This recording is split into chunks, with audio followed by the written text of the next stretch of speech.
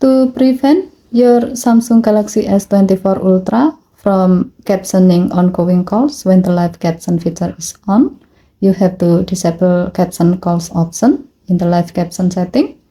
To do so, swipe down the top of the screen and then tap setting icon. Scroll down the screen to find accessibility. Tap accessibility and then tap hearing enhancement. Tap live caption. Scroll down the screen. Under live caption in call section, tap caption calls and then select off. With this setting, your phone will not caption ongoing calls when you have it while live caption feature is on. Okay, thank you for watching. Please help to like and subscribe. Have a nice day.